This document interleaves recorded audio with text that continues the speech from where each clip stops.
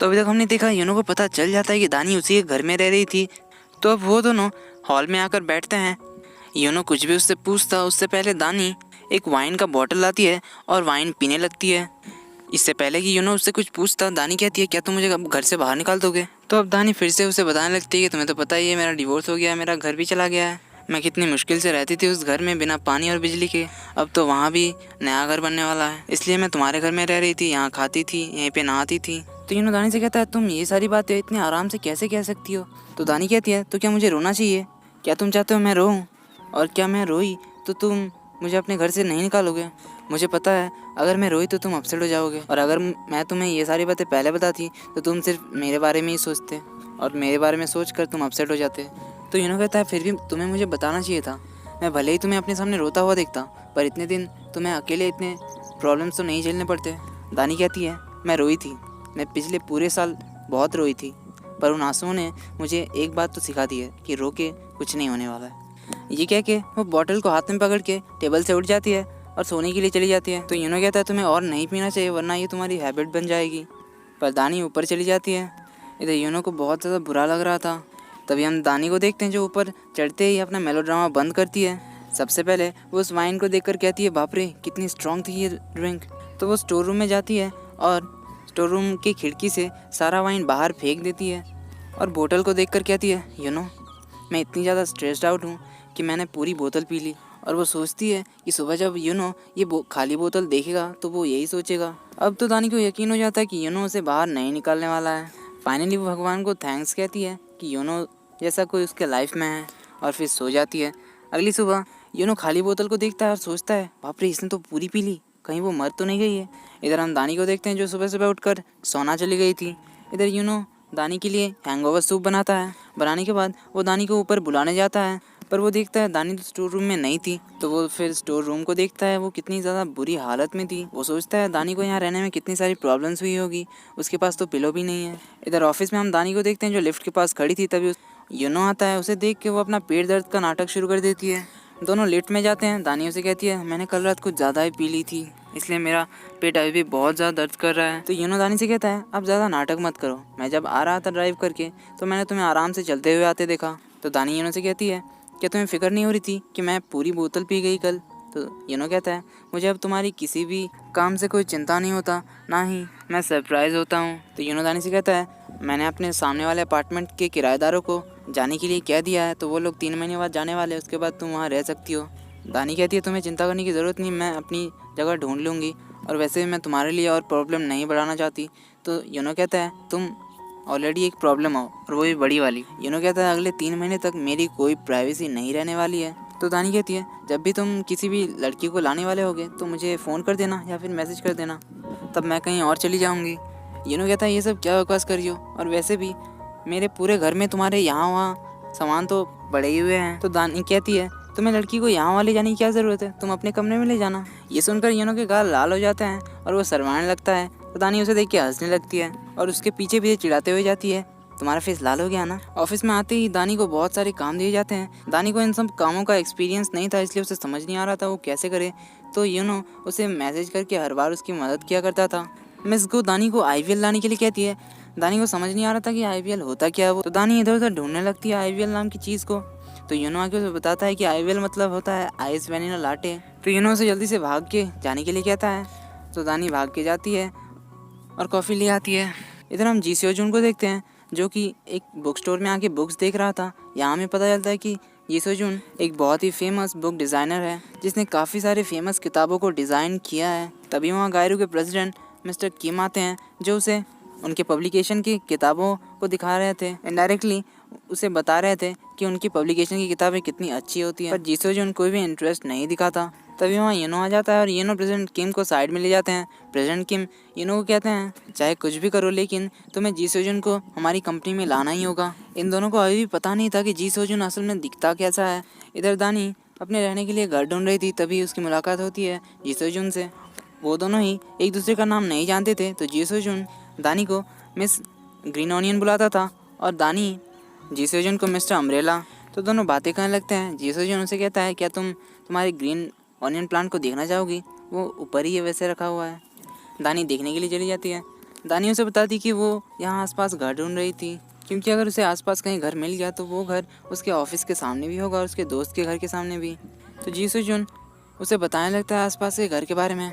इधर हम यूनो को देखते हैं जो अपने घर में नया furniture, mattresses, sofas, curtains, bed और बहुत सारी नई नई चीज़ें लाता है और वो एक रूम को रेडी करता है। ये रूम वो दानी के लिए रेडी कर रहा था, क्योंकि अब दानी 3 महीने तक उसे घर में रहने वाली थी, इसलिए वो उसे ऐसे ही स्टोर रूम में तो नहीं रहने देने वाला था। इसलिए वो उसके लिए बहुत सारा नया नया फर्नीचर लाता है, उसके लिए ड्रेसिंग टेबल लाता है, उसके लिए मेकअप का सामान लाता है। दानी अब घर वापस आती है, वो उसके लिए खाना लेकर आई थी, तो वो अपने रूम यानी कि स्टोर रूम में चेंज करने के लिए जाती है। ऊपर जाकर वो देखती है कि उसके रूम का सारा सामान गायब है, तो वो नीचे आके यूनो को पूछने लगती है और उसे बहुत ज़्यादा सुनाती है कि उसने उसका सामान कहाँ फेंक दिया। वो उसे कुछ ज़्यादा ही सुना देती है, तो यूनो उसे कहता है तुम उस रूम में जाके देख लो। तो दानी उस रूम में देखने जाती है, जिस रूम को देखकर वो एकदम शॉक हो जाती है। तो दानी अब चेंज करके आती है और डाइनिंग टेबल में खाने के लिए बैठती है, जहाँ वो उससे माफ़ी मांगती है अभी अभी उसने जो सब कहा इसके लिए। दानी को बहुत ज़्यादा भूख लगी थी, क्योंकि आज वो बहुत सारी जगहों पर गई थी घर ढूंढने के लिए। तो यूनो उसे कहता है दानी अगर तुम चाहो तो यहाँ रह सकती हो, मैं कुछ भी माइंड नहीं करूँगा, और वैसे भी तुम्हारे साथ रहना इतना भी बुरा नहीं होगा। तो दानी कहती है यूनो सर झुका कहता है हाँ। दानी कहती है तुम्हारा फेस तो लाल हो गया, क्या तुम जब भी ऐसा कहते हो तुम्हारा गाल लाल हो जाता है? तो यूनो कहता नहीं, तो मेरे गाल ऐसे ही हैं। तो दानी हंसते हुए कहती है देखो तो इसके गाल टमाटर जैसे लाल हो गए हैं, और वो उसका फिर से मजाक उड़ाने लगती है। बट फाइनली दानी उसे थैंक यू कहती है और उसे कहती है सिर्फ तुम्हारे प्रेजेंस से ही मुझ में कॉन्फिडेंस आता है, पर फिर भी मुझे एक घर तो ढूंढना ही है। मैं जल्दी से जल्दी पैसे इकट्ठे करने की कोशिश करती हूँ और फिर यहाँ से चली जाऊँगी। मैं तुम्हें और परेशानी में नहीं डालना चाहती। 3 महीने तो काफ़ी नहीं होंगे, पर 6 महीने तक मैं पैसे जमा कर लूँगी और एक नया घर भी ढूंढ लूँगी। तो यूनो कहता है ठीक है। फिर दोनों खाना खाने लग जाते हैं। अगले दिन ऑफिस में एक नए बुक के टाइटल सिलेक्शन के लिए एक मीटिंग होने वाली थी, जिसलिए सभी को एक टाइटल सोच कर आने के लिए कहा गया था। तो दानी भी सोचती है कि उसे भी कोई टाइटल सोचना चाहिए। इस बारे में बात करने के लिए वो मिस गो के पास जाती है। मिस गो से बताती है कि तुम्हें अपने काम को छोड़कर बाकी दूसरी चीज़ों में ध्यान नहीं देना चाहिए। वो उनकी बात सुनती तो है, पर वो कहाँ मानने वाली थी। वो यूनो से कहकर वो नई बुक मंगवाती है और वो उस बुक को पढ़ने लगती है। यूनो से बताता है कि मिस गो उसका टाइटल कभी भी सिलेक्ट नहीं करेगी, पर दानी कहती है वो ऐसा टाइटल लाएगी जिसे मिस गो मना कर ही नहीं सकती। यूनो उसके लिए बहुत खुश होता है। तो दानी अब रात दिन बैठकर वो बुक को पढ़ती है और उस बुक के लायक बहुत सारे टाइटल्स बना भी लेती है। अगले दिन वो उन टाइटल्स को लेकर मिस गो के पास जाती है। मिस गो उन सभी को रिजेक्ट कर देती है, ये कहकर कि वो सारे आउटडेटेड है, और उसे फिर कहती है कि उसे अपने काम में ध्यान देना चाहिए। पर दानी अभी भी हार नहीं मानती। वो अब मॉडर्न बुक्स को पढ़ने लगती है, क्योंकि ये बुक एक थ्रिलर बुक थी, इसलिए वो जितने भी सारे थ्रिलर बुक्स थे मॉडर्न, वो सारे को पढ़ने लगती है और वो अब फिर से कुछ टाइटल्स बना लेती है। वो इन टाइटल्स को मिस गो को दिखाने से पहले सॉन्ग एरिन को दिखाती है। उन टाइटल्स में से एक सॉन्ग एरिन को पसंद आया था, जिसमें उसने स्टार मार्क कर दिया था। तभी वहाँ यूनो भी आता है, तो दानी यूनो को भी वो टाइटल्स दिखाती है और इसके बाद वो मीटिंग रूम सेटअप करने के लिए जाती है। तो वहाँ वो मिस गो से मिलती है और उन्हें अपने टाइटल्स देती है। मिस गो उसका टाइटल लेकर मीटिंग में बैठती है।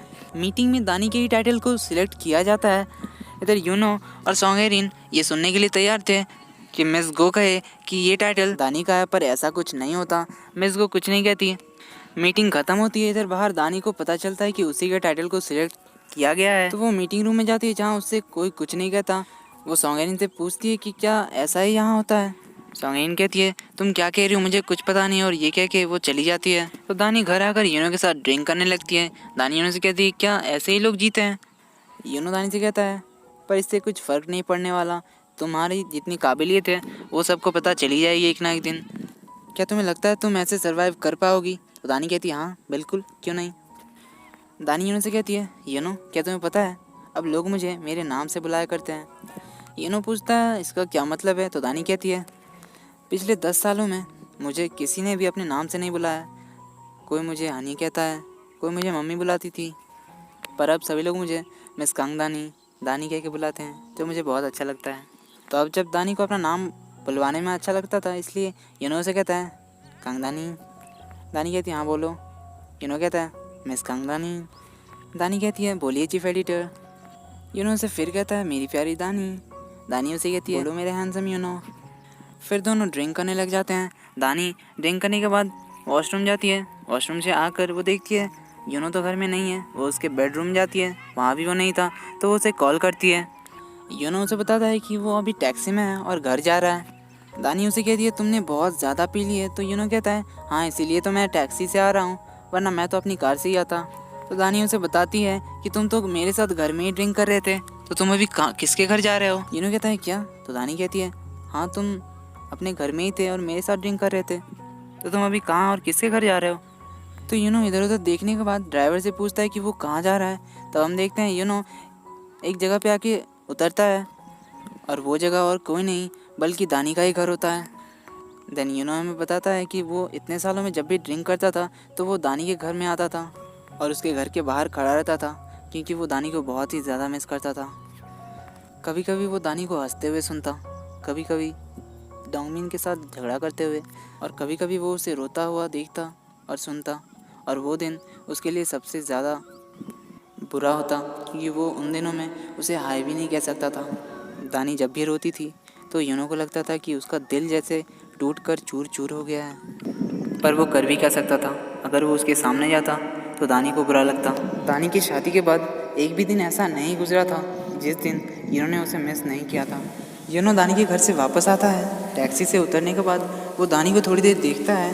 दानी उससे पूछती है क्या वो ठीक है, पर यूनो तो उसकी बातों को जैसे सुन ही नहीं रहा था, वो बस उसे ही देखे जा रहा था। तभी यूनो दानी के पास जाता है और उसे गले लगा लेता है। दानी को समझ नहीं आता कि आज इसे हो क्या गया है, पर यूनो अपने मन में सोचता है अब उसे दानी के घर जाने की ज़रूरत नहीं है, क्योंकि अब दानी उसके साथ है, उसके घर में रहती है। यूनो ने उसे गले तो लगा लिया था, पर अब आगे क्या होगा, क्या यूनो उसे बता पाएगा, वो उसके लिए क्या फील करता है। देखते हैं अगले एपिसोड में।